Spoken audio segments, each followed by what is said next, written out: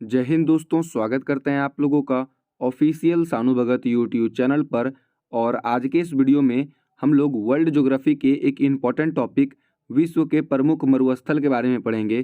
तो चलिए शुरू करते हैं।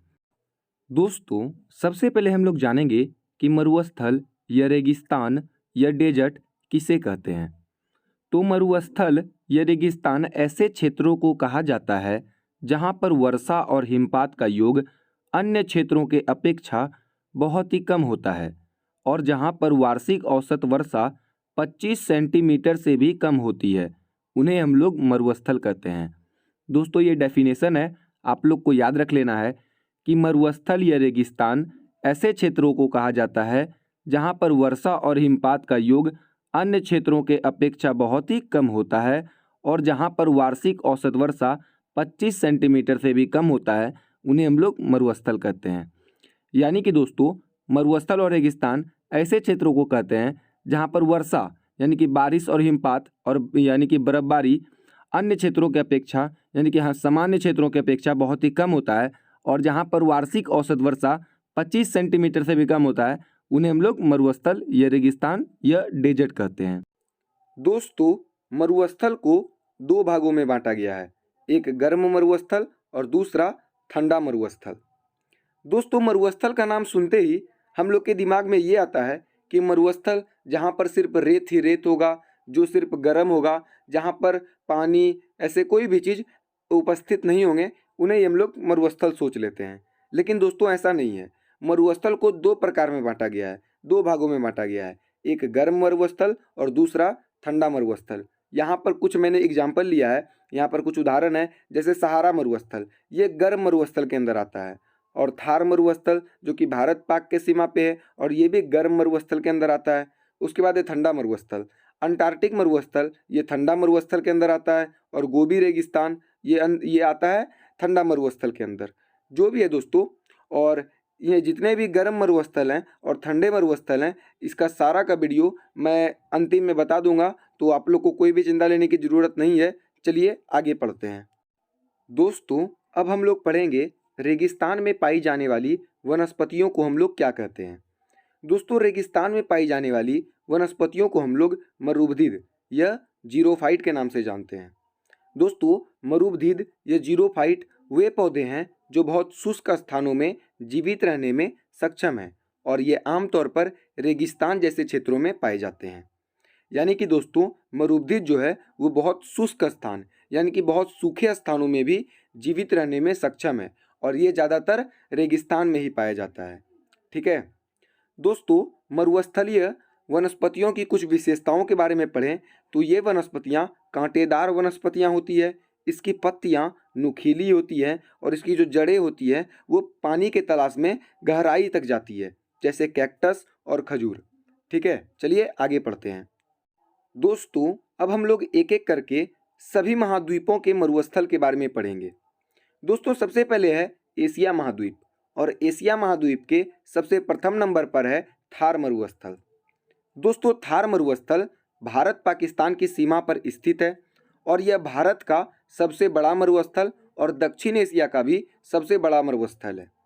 पाकिस्तान में थार मरुस्थल के भाग को चोलिस्तान कहा जाता है।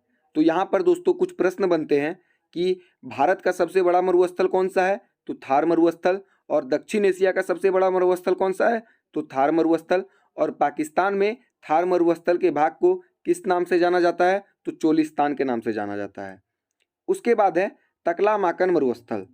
दोस्तों, तकलामाकन मरुस्थल चीन का सबसे बड़ा मरुस्थल है और इसे चीन में खंडरों का स्थान या मृत्युओं का सागर भी कहा जाता है। तो यहाँ भी प्रश्न बनते हैं कि चीन में तकलामाकन मरुस्थल को और किस किस नामों से जाना जाता है, तो क्या है, खंडरों का स्थान और मृत्यु का सागर के नाम से जाना जाता है।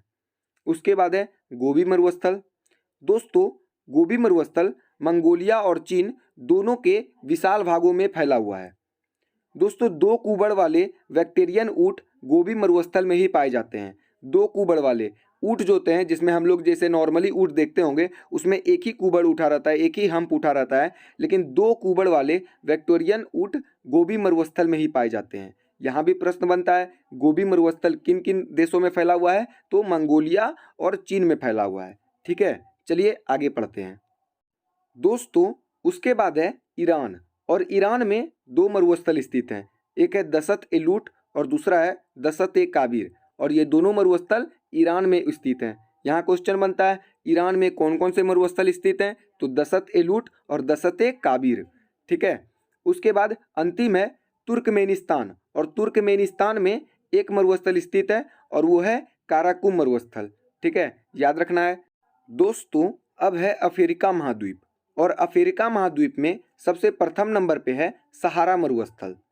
दोस्तों सहारा मरुस्थल दुनिया का सबसे बड़ा गर्म मरुस्थल है, और यह अफ्रीका महाद्वीप में स्थित है, जिसकी सीमा 11 देशों से लगती है, और वो 11 देश हैं अल्जीरिया, चाड, लीबिया, माली, मोरिटानिया, नाइजर, सूडन, ट्यूनीसिया, मिस्र, मोरक्को और पश्चिम सहारा।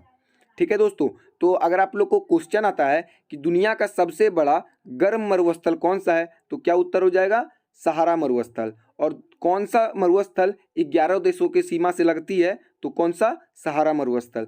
ठीक है, चलिए आगे पढ़ते हैं दोस्तों।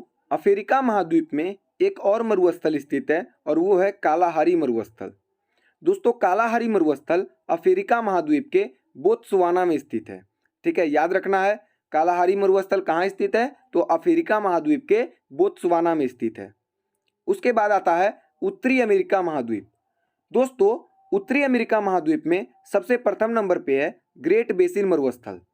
दोस्तों ग्रेट बेसिन मरुस्थल ये अमेरिका का सबसे बड़ा मरुस्थल है। याद रखना है आप लोग को, एग्जाम में प्रश्न पूछा जा सकता है कि अमेरिका का सबसे बड़ा मरुस्थल कौन सा है, तो क्या लिखेंगे हम लोग ग्रेट बेसिन मरुस्थल।